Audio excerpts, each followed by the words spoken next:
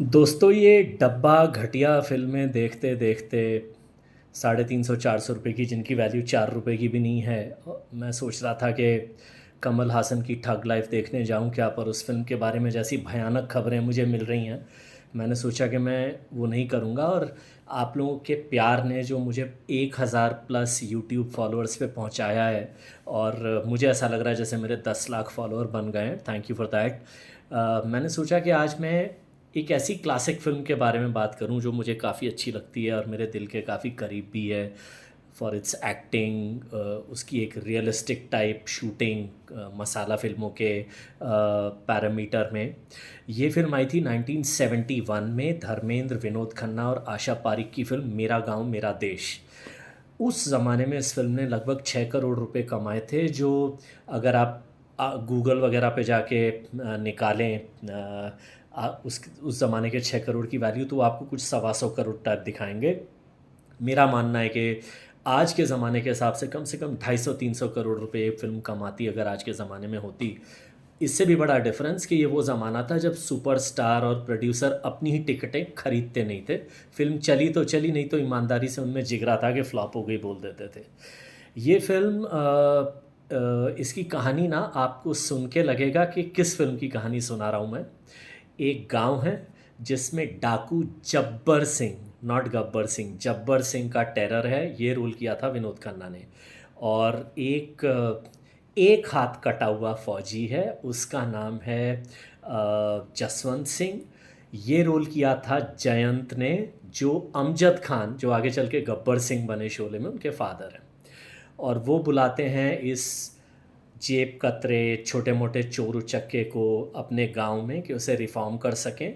और उस दौरान अजीत, ये जो रोल किया था धर्मेंद्र ने, उस बदमाश का जो सुधर जाता है, उसको गांव में एक लड़की है आशा पारिक, अंजू, उससे प्यार भी हो जाता है।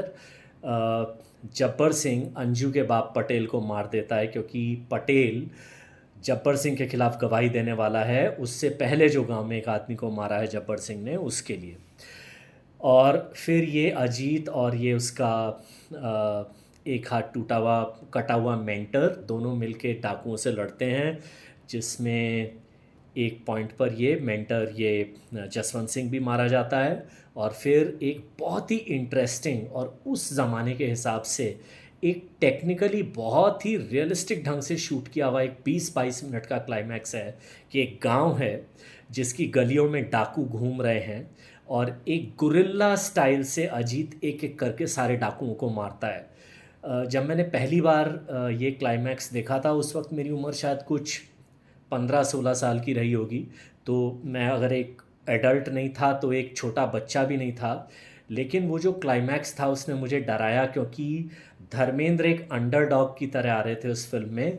और ये डाकुओं की जो टोली है ये बहुत ही रूथलेस और कमीनी और किसी भी तरह से अपने दुश्मन को ख़त्म करती है, उस टाइप की टोली है। बट धर्मेंद्र एक एक करके डाकुओं को काबू में करते हैं, और कहीं ना कहीं वो क्लाइमैक्स में ना फिर गांव वालों का भी आत्मसम्मान जागता है, और फिर सब मिलके डाकुओं को काबू करते हैं, मार देते हैं, और जब्बर सिंह भी मारा जाता है। इस फिल्म की जो हाईलाइट है ना, वो दो तीन चीज़ें हैं। पहला, इसके, अगर मैं कहूँगा मतलब एक प्रॉपर वायलेंट टाइप की फिल्म 1971 के स्टैंडर्ड से, इसका सबसे पहला स्टैंड आउट पॉइंट है इसके गाने। इसके कुछ गाने जैसे हाय शर्माऊँ किस किस को सुनाऊँ, मार दिया जाए या छोड़ दिया जाए, क्या कहता है ये सावन, ऐसे कुछ गाने हैं जो आज भी बहुत ही एवरग्रीन गाने हैं अगर आप थोड़े क्लासिक टाइप गाने सुनने का शौक़ रखते हैं। इसके अलावा जो इस फिल्म का वो जो विलन है ना जब्बर सिंह, जो विनोद खन्ना ने किया है, विनोद खन्ना को आप में से ज़्यादातर लोग एक हीरो और उसकी तरह ही ज़्यादा जानते हैं। हालांकि काफ़ी लोग जो उनके फैंस हैं वो ये भी जानते हैं कि वो एज अ विलन उन्होंने शुरुआत की थी। जब्बर सिंह का जो उन्होंने रोल किया है ना, एक रूथलेस और काफ़ी हद तक एक कमीना टाइप का एक डाकू जो अपने दुश्मनों को किसी भी ढंग से ठिकाने लगा लेता है, बच्चों तक को मार देता है। ये जब आप ये सुन रहे हैं तो आपको इतनी सिमिलैरिटीज़ मिलेंगी इस फ़िल्म में और इससे 4 साल बाद आई शोले में। इस फ़िल्म में भी एक डिसेबल्ड अपाहिज टाइप आदमी ने एक गांव में चोर टाइप आदमी को बुलाया डाकू से बचाने के लिए। डाकू के नाम भी राइमिंग, जब्बर और गब्बर। मेरा गांव मेरा देश में भी जो हीरो है वो सिक्का उछाल के डिसीजंस लेता है, राइट। और इसके अलावा भी इसमें भी क्लाइमैक्स में हीरोइन नहीं नाचती गाती, एक सेकंड लीड हीरोइन जो अजीत से प्यार करती है वो नाचती गाती है और इन्हें भागने देती है। तो जो प्लॉट सिमिलैरिटीज़ है ना, जब आप देखने जाएंगे, गब्बर सिंह भी ठाकुर के पोते को मारने में कोई हिचकिचाहट नहीं दिखाता, जब्बर सिंह भी बच्चों को मार देता है। कुल मिलाकर शोले के लिए जो रेफरेंस पॉइंट्स थे ना वो ऐसी ही फिल्में थीं। तो अगर आपने ये फ़िल्म आज तक नहीं देखी है और कभी आप ऐसे ही टाइम पास करना चाह रहे हो तो एज अ क्लासिक आप इस फिल्म को ट्राई कर सकते हैं। कहीं कहीं पर ये आपको डेटेड लगेगी, बट ऑब्वियसली डेटेड लगेगी, और कहीं कहीं पर ये फिल्म ना स्पेशली पहला आधा घंटा 40 मिनट तो बस कैरेक्टर इस्टेब्लिशमेंट में कैरेक्टर्स को बिठाने में हमारे सामने, और वो अजीत और अंजू की प्रेम कहानी दिखाने में ही डायरेक्टर ने टाइम लिया है। फिल्म स्पीड पकड़ती है एक्चुअली 40 मिनट के बाद, जब जब्बर सिंह की पहली एंट्री है इस फिल्म में। ये भी एक सिमिलैरिटी है, अगर आपने शोले देखी हो तो शोले में भी गब्बर सिंह लगभग 1 घंटे के बाद आता है। पहले शोले की 1 घंटे की शोले में there is no Gabbar Singh, बस उसका नाम आ रहा है, उसका जिक्र आ रहा है। सो कुल मिलाकर आप इस फिल्म को देखें, एंड आई थिंक मैं अपनी गर्दन यहाँ फंसा के कहना चाहूँगा कि इस फिल्म में धर्मेंद्र शोले से ज़्यादा, और अपनी बाकी उनकी बहुत सारी फिल्में देखी हैं मैंने, धर्मेंद्र जितने स्मार्ट और फिट और एकदम ज़बरदस्त डैशिंग लगे हैं ना, तो धर्मेंद्र और ये जब्बर सिंह, ये जो विनोद खन्ना, इनका ये इतना बेहतरीन एक्टिंग टसल था जो इस फिल्म को देखने के लायक बनाता है। जैसे कि एक ख़ास सीन में जब्बर सिंह धर्मेंद्र को वो बुलेट की जो बेल्ट होती है ना जिसमें बुलेट लगी हुई होती हैं उससे पीटते हैं, और फिर क्लाइमैक्स में धर्मेंद्र वापस उसी ढंग से जब्बर सिंह की पिटाई करते हैं।